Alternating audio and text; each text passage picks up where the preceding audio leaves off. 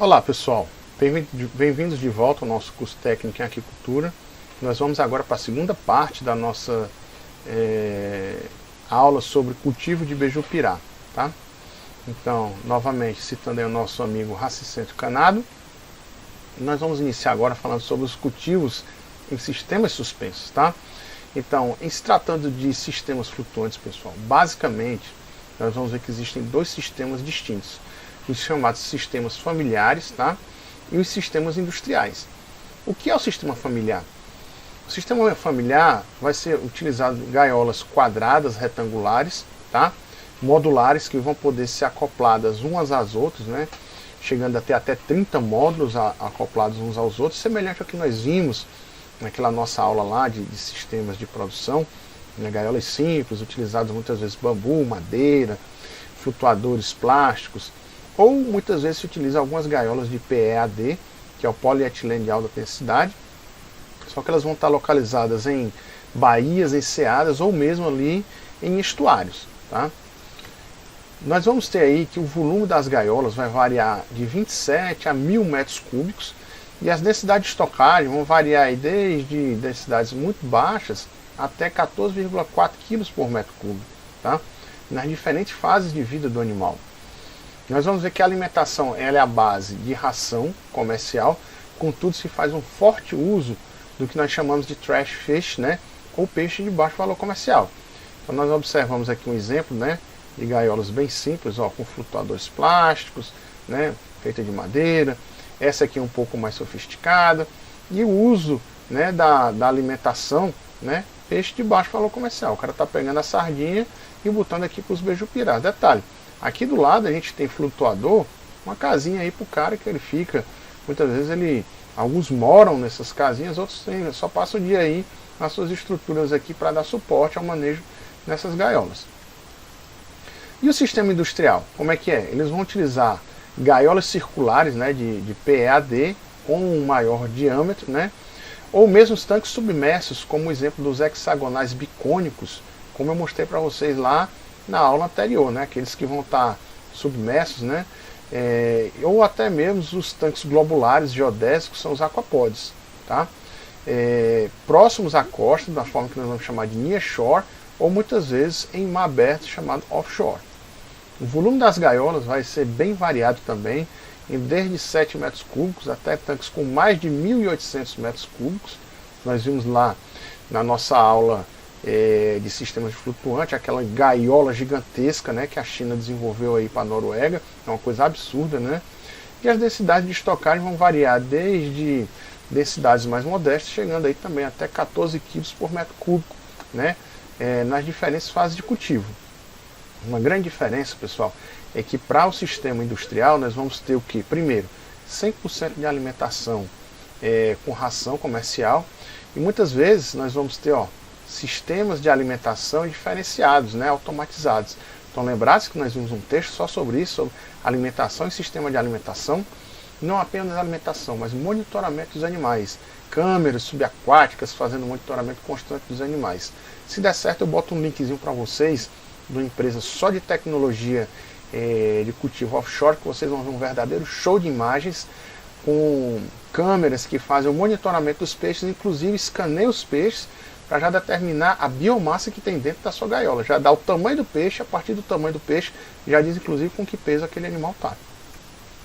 Então aqui a gente tem um exemplo, né, de sistema familiar, das densidades de estocagem em cada uma das fases de cultivo, como é que vai acontecendo, né, ocorrendo aí as despescas seletivas a partir de 6 kg. E o sistema industrial, muitas vezes você tem só uma fase, né, uma fase de berçário e depois a parte de engorda final. No sistema familiar, como os volumes das gaiolas são menores, muitas vezes se tem aí múltiplas fases aí de cultivo, tá? E aí eu trago para vocês um exemplo bem palpável de um sistema familiar utilizado em Taiwan, tá certo? Vocês vão ver que não é nada de sobrenatural e que tem um resultado muito bacana também. Então muitas vezes os locais de cultivo ficam a cerca de 250 metros da costa, pertinho, né? São utilizadas muitas vezes baías, áreas abrigadas, né? Enseadas. As profundidades são bem modestas, de 10 a 12 metros de profundidade, E aí já vale lembrar que a gente não pode ter tanque aí talvez com mais do que 8 metros de profundidade, né? Tem que sempre ter no mínimo 2 metros aí de profundidade ali do fundo do tanque para o fundo do leito oceânico. Se utiliza locais sem a influência de água doce, salinidade aí varia de 33 a 35 partes por mil, e lá em Taiwan, nessa região, as temperaturas variam bastante, né?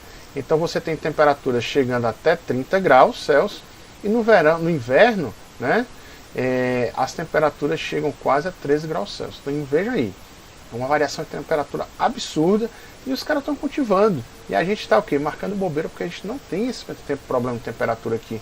Nós não temos o problema que eles têm lá de tufões. Então nós estamos marcando bobeira porque a gente tinha que estar muito mais à frente do que eles na piscicultura marinha. Contudo, nós vimos que o berço da piscicultura marinha foi naquela região lá. Então os caras têm muitos anos de história frente à nossa tradição aí de piscicultura. Então, os empreendimentos eles possuem sempre uma área próxima à costa. Para quê? Para ter armazenamento do rejeito de pesca, né? Estocagem. Tem que ter uma estrutura perto da costa para dar suporte às gaiolas flutuantes. Depósito de ração e de equipamentos, um setor todo de limpeza e a parte de almoxarifado e escritório, tá? E novamente, a alimentação nesse manejo é ração e rejeito de pesca. Então a gente observa aqui, né, esse rapaz aqui com uma basqueta com uns pedacinhos de peixe alimentando aí os animais, os beijupirás aí dele. E como é que é o sistema de cultivo, pessoal?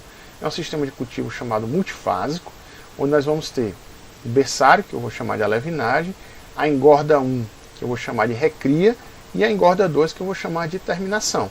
Chegando aí ao final, com o peixinho aí, talvez aí com 6 quilos de tamanho. Então, como é que é esse sistema multifásico? Primeiro, fase de berçário. Lá eles utilizam tanques de 128 metros cúbicos, né, 8 por 8 por apenas 2 metros de profundidade, né. A abertura de malha aqui é de 1 centímetro, uma malha bem pequena, né, até para o animal não fugir. As redes são sustentadas aí pelo aquele colar flutuante, modulado, onde você pode acoplar vários módulos um ao lado do outro. E os alevinos com 30 dias de vida, né, e peso médio de 4 gramas, são comprados no mercado local, né, e vão ter de 12 a 15 centímetros de comprimento. Eu acho esse alevino aqui muito grande, 4 gramas para 30 dias de vida, né, mas é informação do autor. Nós temos aí que os alevinos são estocados lá nos períodos aí mais quentes, onde a temperatura está entre 20 e 30 graus Celsius. Por que isso? Porque mais na frente vai ficar mais frio, o animal maior, ele vai ter maior resistência a mais baixas temperaturas. A densidade de estocagem inicial vai ser de 195 alevinos por metro cúbico, né? E o tempo de cultivo vai ser de 60 dias. Alimentação, ração e rejeito de pesca. E ao final dessa fase, o animal vai estar com 175 gramas, ou seja, saiu de 4 gramas para 175 gramas e 29 centímetros. No final eu vou mostrar uma tabelinha resumindo todas essas informações. Então faz uma despesca, coleta os animais, né, e vai se fazer a redistribuição em outros tanques redes, né.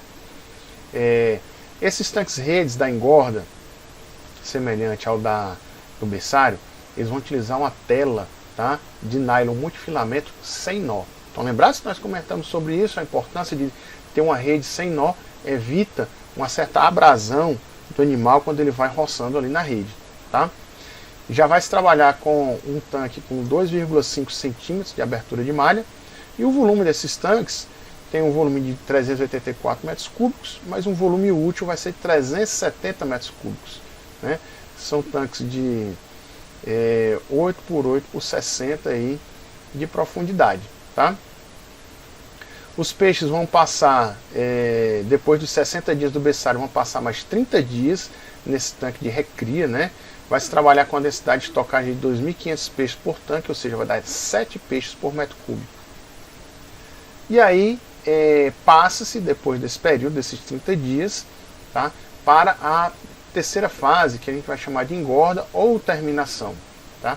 Os tanques redes eles vão ter a mesma característica, o tamanho vai ser igual, a abertura da malha vai ser igual também, e aí nós vamos ter que o animal vai sair da recria com 330 gramas e 31 centímetros, E aí vai ser colocado nas novas gaiolas, como a gente observa aqui nessa imagem de fundo, tá?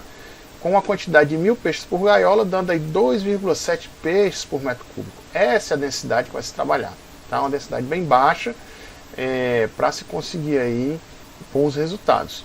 A alimentação é feita 2 vezes ao dia. Reparem que não é feito muito cedo, porque a água vai estar um pouco mais fria em determinados momentos, né? Então vai ser feita às 10 horas da manhã e às 16 horas aí no final do expediente. Reparem também, pessoal, a quantidade de gaiolas que nós temos aqui, ó. Então realmente apesar de ser o que a gente chama de cultivo familiar, mas ele já tem uma característica industrial também. E reparem também que nós temos aqui na imagem a alimentação sendo feita com rejeito de pesca, mas nós temos uma basqueta também aqui, ó, com os pellets da ração que serão utilizadas. A alimentação vai ser ração comercial úmida, em pellets, que eles chamam de slow sink, que é uma ração que você joga e ela afunda bem devagarinho, ela não vai ficar flutuando aí na superfície da água, né?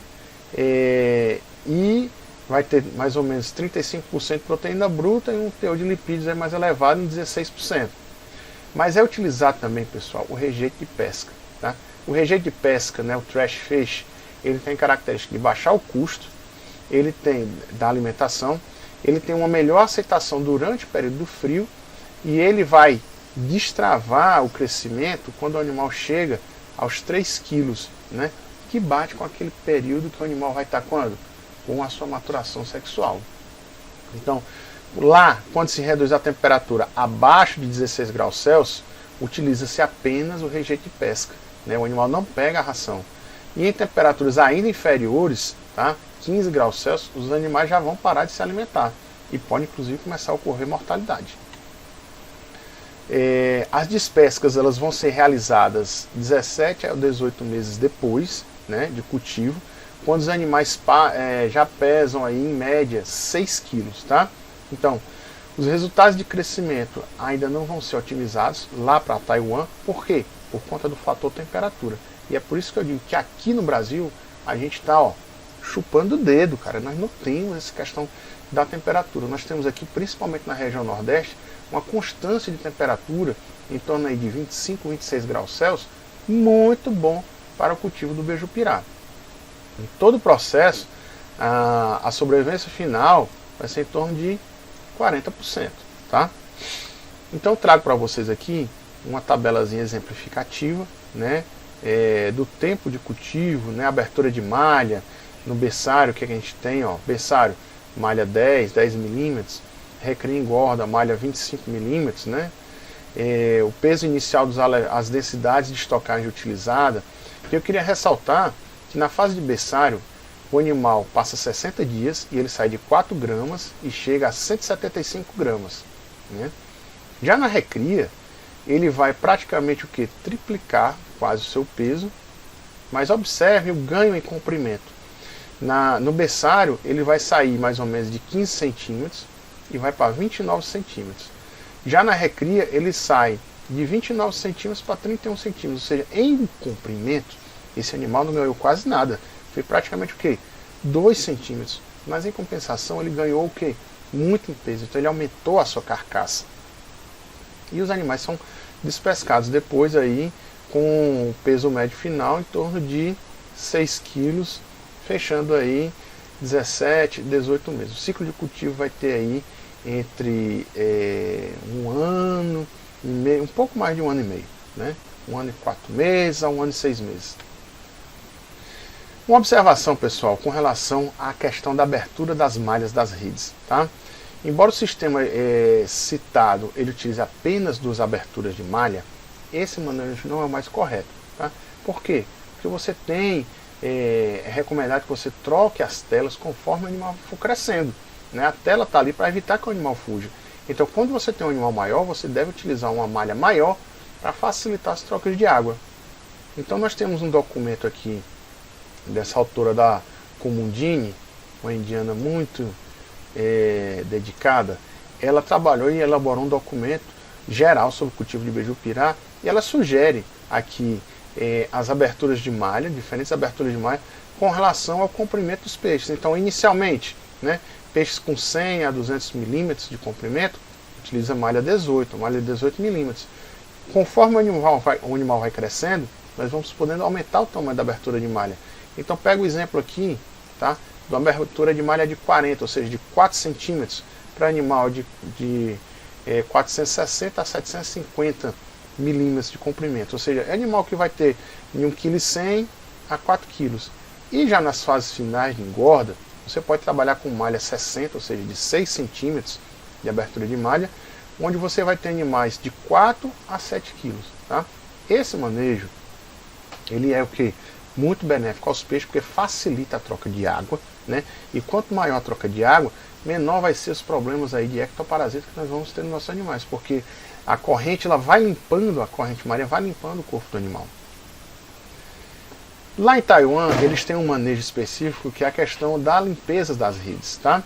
É uma importante e inevitável tarefa que tem que ser feita, tá? Ela é realizada a cada 7 dias, né? Na verdade, essa tarefa ela vai depender, a frequência das trocas das redes, vai depender do período do ano lá, por conta aí do nível de incrustação que nós vamos ter nas redes, tá? Mas, via de regra, esse manejo vai ocorrer a cada 7 ou 10 dias, tá? Se você deixar a rede sem trocar nesse intervalo, der um intervalo de tempo muito maior, o índice de incrustação vai ser muito grande, dificulta mais a limpeza da rede e pode o quê? Promover um maior desenvolvimento de ectoparasitas aí no seu peixe que está sendo cultivado. Então, as redes elas são substituídas com um manejo bem específico, tá? Nós temos aqui um barco que tem um bordo baixo. Então o que é que eles fazem? Eles acoplam a nova rede à rede antiga, e à medida que uma rede vai saindo, a outra ela vai entrando e vai ocorrendo a troca das redes com o peixe ali dentro mesmo, tá? Então a gente observa aqui, tá? Algumas redes já prontas para serem trocadas, né? As redes sujas, elas serão levadas para a costa, onde vai ocorrer a limpeza com lava-jato. É interessante esse trabalho com água doce para retirar organismos marinhos que vão estar aderidos às redes, tá certo?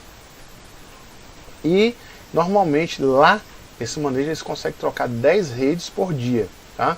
É interessante sempre que após seja realizada a limpeza da rede, seja feita uma inspeção dessa rede para se observar a presença de malhas puídas ou até mesmo rasgadas, para se fazer o conserto aí com agulha e linha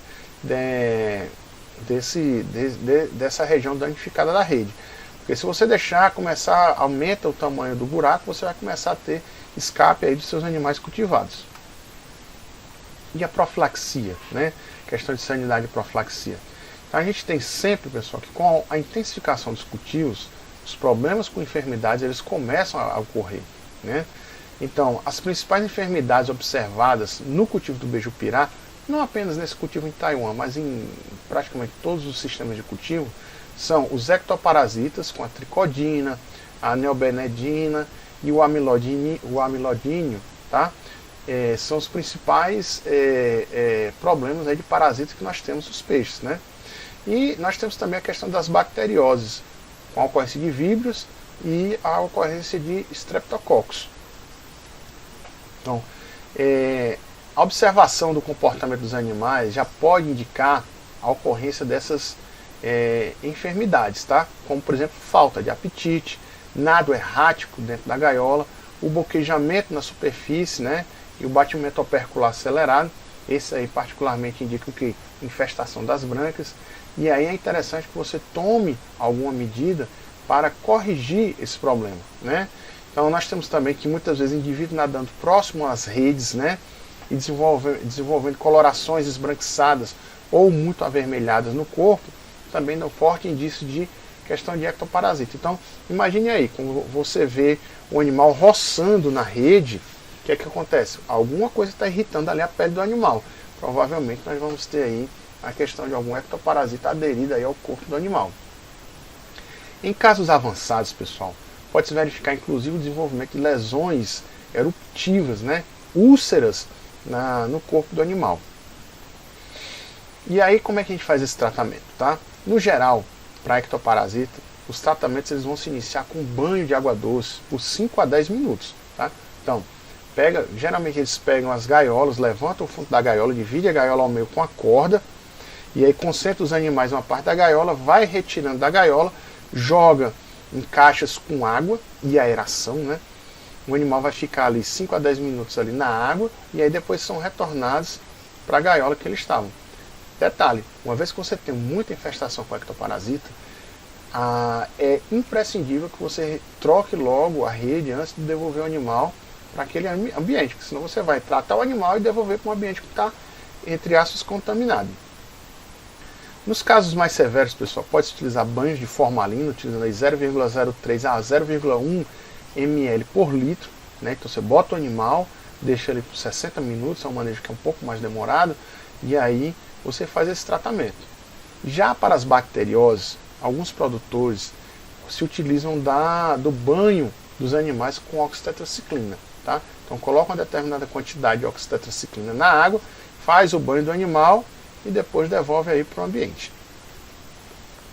As trocas sazonais das redes, como eu já mencionei, e respectiva limpeza das mesmas vão ajudar a reduzir, né, a ocorrência dessas enfermidades. Alguns desses ectoparasitas têm ovos filamentosos que vão aderir à rede, e aí não adianta de nada tratar o animal sem tratar o ambiente também, né? E uma informação interessante é que nos ambientes, nos sistemas submersos, aquapods, aquelas sea stations, que é aquelas gaiolas, né, octogonais, bicônicas, onde você tem uma maior troca de água dentro da gaiola, muitas vezes a ocorrência dos ectoparasitas ela é muito reduzida por conta justamente desse maior fluxo de água que você tem dentro da sua gaiola. Eu vou trazer para vocês um resultado de uma empresa que ela está localizada na região de Angra dos Reis, no Rio de Janeiro, né? E que vem desenvolvendo aí um trabalho muito bacana também com o beiju-pirá. Fica ali na região de Ilha Grande. Quando nós comentamos aí sobre a parte de fazendas marinhas, eu postei para vocês um vídeo aí, que era inclusive, acho que era do Globo Repórter, da TV Globo, que mostrava justamente o sistema de cultivo deles, tá? Então lá naquela região tem uma profundidade de 20 a 30 metros, a temperatura da água vai estar entre 22 e 26 graus Celsius, tá? E a salinidade 33, 34 partes por mil. E os sistemas que utilizam são sistemas de gaiolas, né, flutuantes, desse tipo de gaiola de HDPE, multifásicos. Então como é que é o sistema multifásico deles? Primeiro, tem uns tanques de recepção de 70 metros cúbicos, de 8 a 10 milímetros de abertura de malha. Tem um segundo tanque, que já é um tanque de 200 metros cúbicos, tá? Que é onde vai ocorrer a levinagem. Também abertura de malha bem pequena, de 8 a 10 milímetros.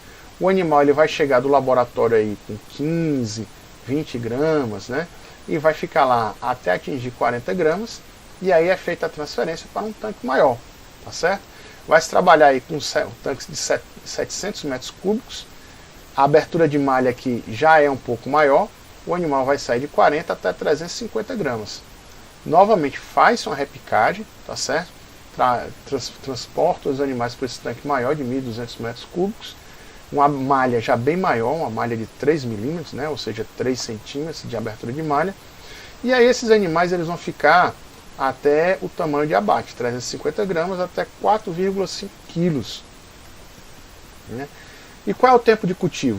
De 15 gramas até atingir 3,5 kg a 4,5 kg, em torno de 480 dias, ou seja, 1 ano e 4 meses, já se tem animais aí com entre 3,5 kg a 4,5 kg. Tá? O manejo alimentar, ele é utilizado a ração e o peixe de baixo valor comercial. A frequência alimentar é feita 2 vezes ao dia, a alimentação desses animais. E a sobrevivência, eles têm sobrevivência muito boa, né? Descontando aí mais ou menos 8% que eles perdem do transporte, ou seja, da chegada do peixe ali ao porto, colocar no barco e levar para as gaiolas, eles têm uma perda de 8%. Depois que é feito o povoamento das gaiolas, com o manejo que eu vou mostrar para vocês, e o uso de densidade de estocagem sempre aí no máximo de 3 kg por metro cúbico, eles têm tirado aí sobrevivências próximas a 96%. Um excelente resultado. Palma para eles aí que estão tendo aí, conseguir aí afinar o manejo deles. Né? Existe a ocorrência de algumas enfermidades, principalmente a neobenedina, né?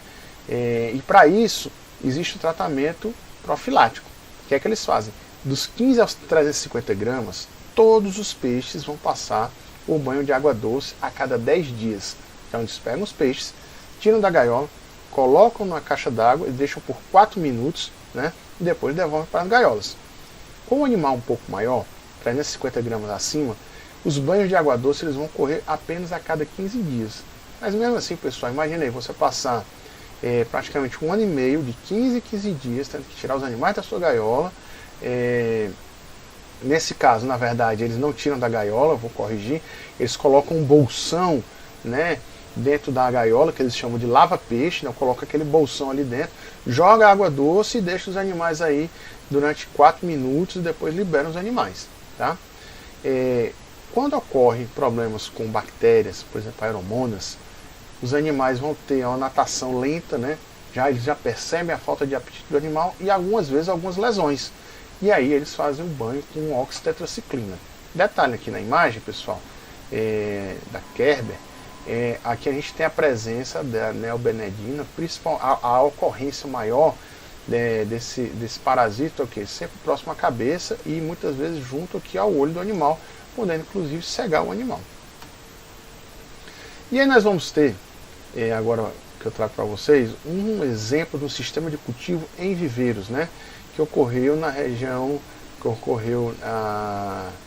alevinos oriundos da Bahia Pesca. Na verdade não foram nem alevinos, foram juvenis. Tá?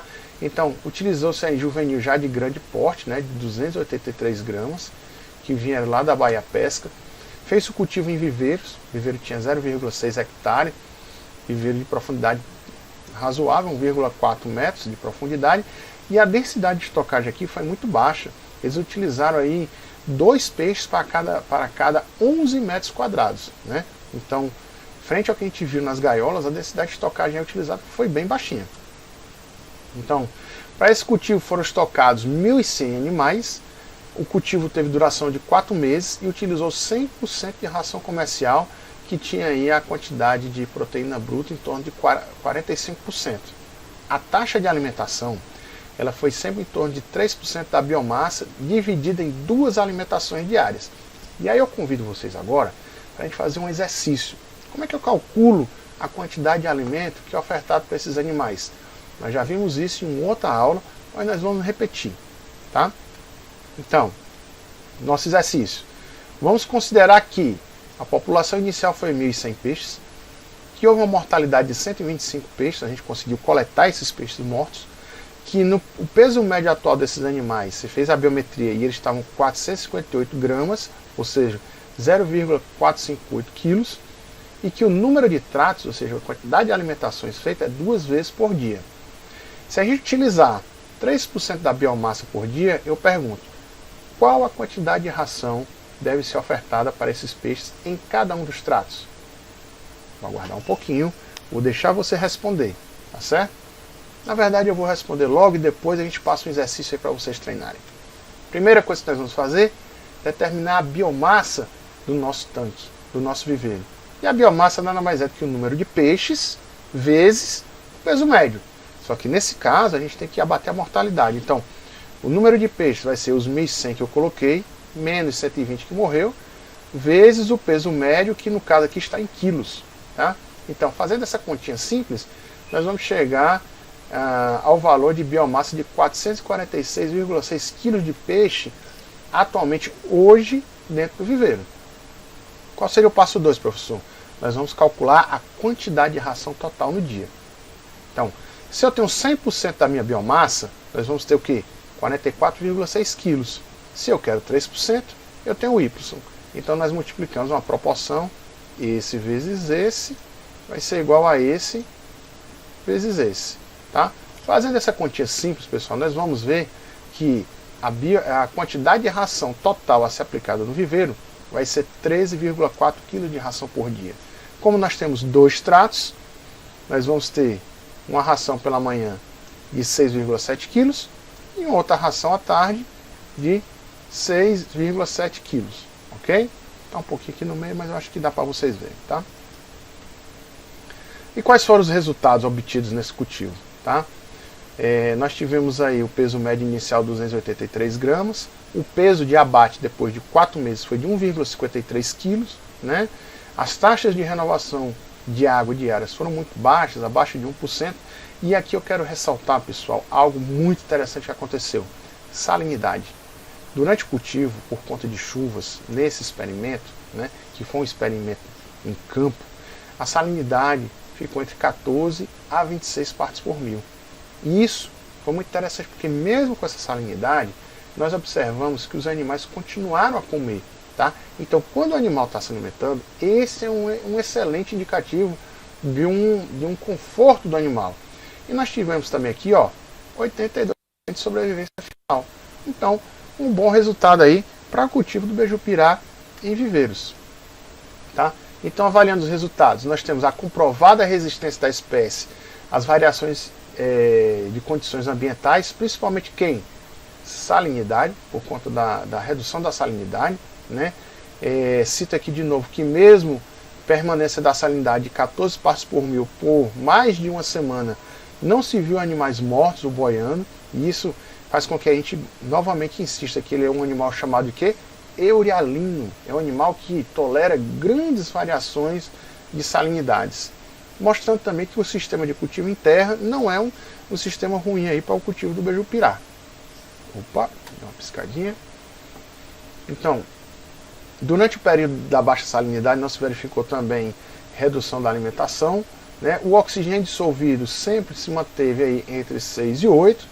E, mesmo não tendo sido necessário, foi colocado lá no sistema aeradores para ficar de backup aí, caso o oxigênio desse uma reduzida. Tá? Então, finalizando aí, a gente vê aqui a imagem já da despesca, que é o nosso momento desejado aí, né? 4 meses de cultivo, 960 peixes com peso médio de 1,53 kg e uma sobrevivência de 82%. Tá? Particularmente considero um excelente resultado aí para cultivos aqui no Brasil, já em viveiros. Houve a ocorrência de enfermidades, né, no decorrer do cultivo. Alguns animais apresentaram aquelas lesões, né, que nós já comentamos, nas brancas, ou mesmo algumas infestações por parasitas. Né? Foram identificadas aqui 4 diferentes espécies de ectoparasitas, e as lesões não ocorreram mais do que 6% dos animais cultivados. Então toda essa lesão aqui, ó, ela foi ocasionada por um tipo de parasita. Repare também que o olho do animal está bem prejudicado. Tá? Pessoal, invariavelmente, quando se trabalha com cultivo, algum tipo de enfermidade ela vai ocorrer, certo? Então, o que é que eu deixei de dica para vocês? As enfermidades, muitas vezes, ela acontece quando se aumenta a temperatura. Mas a gente quer que a temperatura seja mais elevada. Por quê? Porque o metabolismo animal vai ficar mais acelerado. Então, naquela faixa ali, né, de 26 a 29 graus Celsius, o metabolismo animal está acelerado, mas também as enfermidades vão ocorrer mais frequentemente.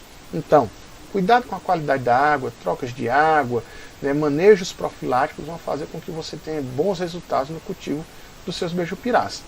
Então, pessoal, nós vimos um exemplo de fora do Brasil, de Taiwan, como é que é feito o manejo nas gaiolas. Nós vimos um exemplo nosso aqui, do piniquim, que ocorreu na região do Rio de Janeiro, com sucesso até hoje aí no seu desenvolvimento, e vimos resultados em viveiros também. Cabe a você agora escolher qual sistema de cultivo você vai utilizar no seu beiju-pirá. E uma vez que você faça seu cultivo, faz o seguinte, liga para mim depois, manda um e-mail, diz aí qual foi o resultado de cultivo para a gente colocar aqui nas próximas aulas, tá bom? Então, com isso nós encerramos aqui o nosso tópico de cultivo do beiju-pirá, tá certo? E nas próximas aulas nós vamos falar sobre robalos e garopas, tá bom? Então, um grande abraço e até mais.